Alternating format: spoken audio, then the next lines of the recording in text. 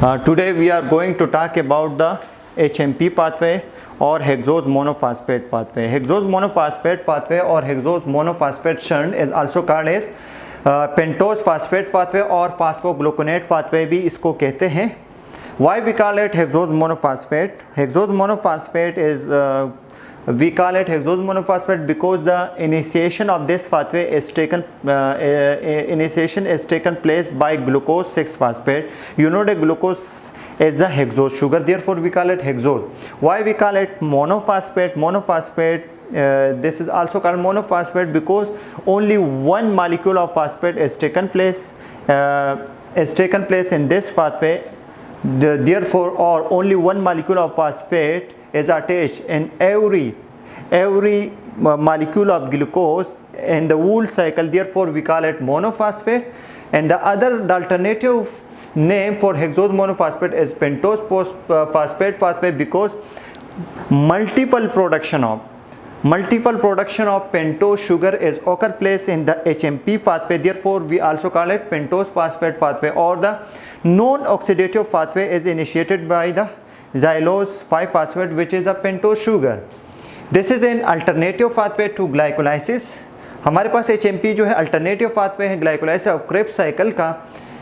जब हमारे पास ग्लाइकोलाइसिस का कंटिन्यूएशन क्या हो जाए, इम्पॉसिबल हो जाए और हमारे बॉडी में जाइलोज का प्रोडक्शन ज़्यादा हो जाए, ग्लूकोज फास्फेट का प्रोडक्शन ज़्यादा हो जाए, तो फिर क्या होता है हमारे पास HMP जो है हेक्सोज मोनोफॉस्फेट पाथवे जो है स्टार्ट हो जाती है और ये leading cause to continue towards to the glycolysis pathway. कोई एक मालिक्यूल अगर इसमें से जो ग्लाइकोलाइसिस के लिए बन जाए तो वो फिर ग्लाइकोलाइसिस को कंटिन्यू कर देता है, ग्लाइकोलाइसिस की तरफ कंटिन्यू कर करके फिर किसकी तरफ चला जाता है, क्रेब्स साइकिल का, और एनर्जी प्रोडक्शन होती है. HMP shunt is no more anabolic in nature और this the TCA cycle for the oxidation of glucose है.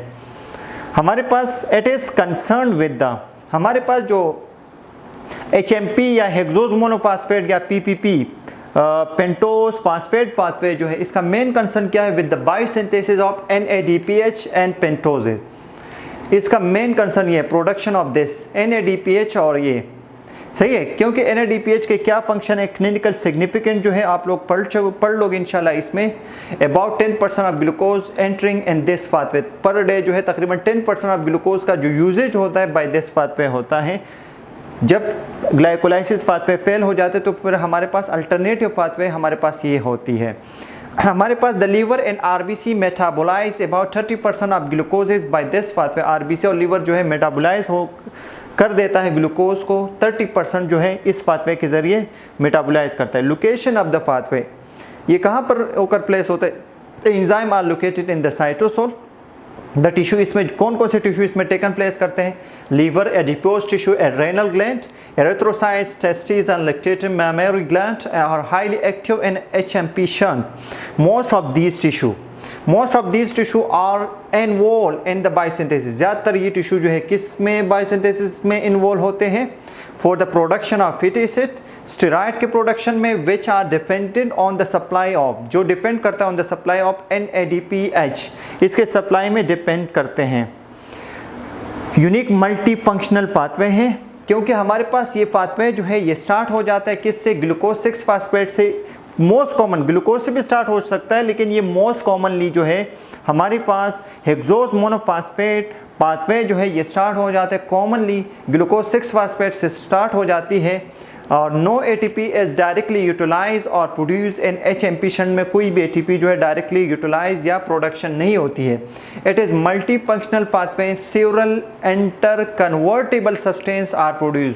इंटर कन्वर्टेबल सब्सटेंस जो है इसके ज़रिए बन जाती है, which are proceed in different directions in the metabolic reaction. Different direction metabolic reaction की तरफ ये प्रोसीड हो जाती है.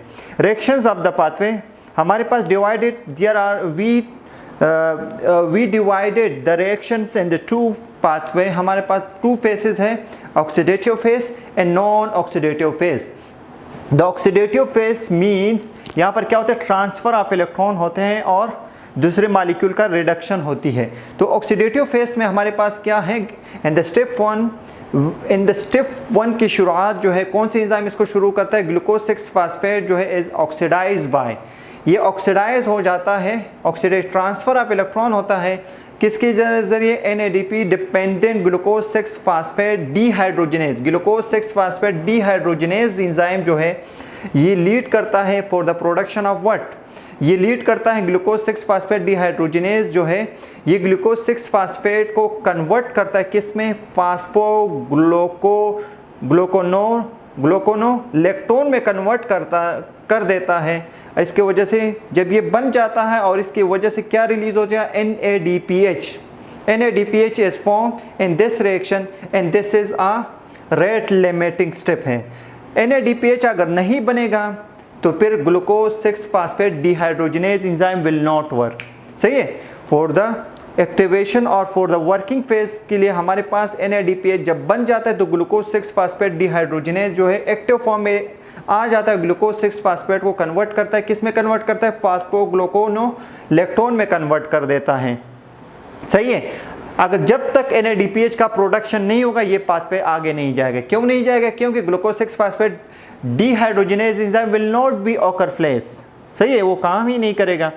स्टेप 2 में हमारे पास क्या है, जब 6 फास्फोग्लूकोनोलेक्टोन जो है ये हाइड्रोलाइज हो जाए, कौन सा एंजाइम इसको हाइड्रोलाइज करता है, ग्लूकोनोलेक्टोन हाइड्रोलेज एंजाइम जो है इसको क्या कर लेता है, इस पे इफेक्ट कर लेता है और इससे क्या बनता है, 6 फास्फोग्लूकोनेट बना देता है। स्टेप 2 में ये है हमारे पास। फर्स्ट स्टेप में NADPH का प्रोडक्शन हुआ जिसकी वजह से साइकिल को कंटिन्यू रखा। फिर थर्ड स्टेप में हमारे पास NADPH का प्रोडक्शन होती है, वो क्या है, स्टेप 3। द नेक्स्ट स्टेप पे हमारे पास क्या है, the next reaction involve the synthesis of NADPH, ये भी सिंथेसिस ऑफ NADPH की सिंथेसिस में इन्वॉल्व होती है एंड इज कैटालाइज बाय, ये क्या करता है, 6 फास्फोग्लूकोनेट डीहाइड्रोजिनेज एंजाइम। यहाँ पर क्या है हमारे पास, ये बन गया 6 फास्फोग्लूकोनेट, इस पे फिर दूसरा एंजाइम वो कैटालाइज करता है, कौन सा है, 6 फास्फोग्लूकोनेट डीहाइड्रोजिनेज एंजाइम। जब इस पे एक कर लेता है और इसको कन्वर्ट करता है किस में, टू प्रोड्यूस 3 keto 6 फास्फोग्लूकोनेट, इससे ये बन जाता है 6 फास्फोग्लूकोनेट को क्या कर लेता है, 6 फास्फोग्लूकोनेट को कन्वर्ट करता है, किस में कन्वर्ट करता है, राइबोलोज 5 फास्फेट में, टू गिव राइबोलोज 5 फास्फेट में कन्वर्ट करता है। और this enzyme is also leading cause to the decarboxylation. Decarboxylation mean एक कार्बन इससे डिक्रीज करता है। यहाँ पर ये क्या है, 6 फास्फोग्लूकोनेट है। जब हमारे पास ये एंजाइम इस पे एक कर लेता है तो एक कार्बन रिलीज हो जाता है और एक कार्बन रिलीज होने की वजह से ये पेंटोज शुगर में कन्वर्ट हो जाता है, जिसको हम क्या कहते हैं, राइबोलोज 5 फास्फेट इसको कहते हैं। और इसके साथ साथ NADPH का प्रोडक्शन होता है। फर्स्ट स्टेप में NADPH का प्रोडक्शन हुआ और थर्ड स्टेप में NADPH का प्रोडक्शन हुआ। जब तक ये नहीं बनेगा तो ये पाथवे कंटिन्यू नहीं रहेगा। तो हमारे पास ये क्या था, ऑक्सीडेटिव पाथवे। अगर यहाँ पर अगर हम डायग्रामिकली स्ट्रक्चर HMP शंट की तरफ चलते हैं तो ये है ग्लूकोज 6 फास्फेट, ये है, this is the oxidative pathway है हमारे पास। हमारे पास क्या है, ग्लूकोज 6 फास्फेट जो है ये जो है हमारे पास जब इस पे ग्लूकोज 6 फास्फेट डीहाइड्रोजिनेज एंजाइम इस पे एक कर लेता है तो इसको कन्वर्ट करता है किसमें, 6 फास्फोग्लूकोनोलेक्टोन में कन्वर्ट करता है। लेकिन जब तक ये नहीं बनेगा तो ये काम नहीं करेगा। तो इसके इंक्रीज का मतलब ये क्या है, रेगुलेटरी, ये this is the regulatory, NADPH is the regulatory types of molecule है जो इसको क्या करते हैं, रेगुलराइज रखता है इस प्रोसेस को। और 6 फास्फोग्लूकोनोलेक्टोन पे जब ये एंजाइम एक करता है, ग्लूकोनोलेक्टोन हाइड्रोलाइज एंजाइम, जब इस पे एक करता है इसको कन्वर्ट करता है किसमें, 6 फास्फोग्लूकोनेट में कन्वर्ट करता है। फिर इस पे दोबारा एक एंजाइम है जिसको हम क्या कहते हैं, फास्फोग्लूकोनेट डीहाइड्रोजिनेज एंजाइम, जब इस पे एक कर लेता है, this is also leading cause for the decarboxylation in the production of NADPH and this will convert by the decarboxylation this molecule will be converted into the pentose sugar which is known as ribose 5 phosphate में convert होता है। और NADPH यहाँ पर एक ये NADPH का production हुआ, एक ये हुआ। This is the oxidative pathway. हमारे पास ये क्या चीज़ था, ऑक्सीडेटिव पाथवे है।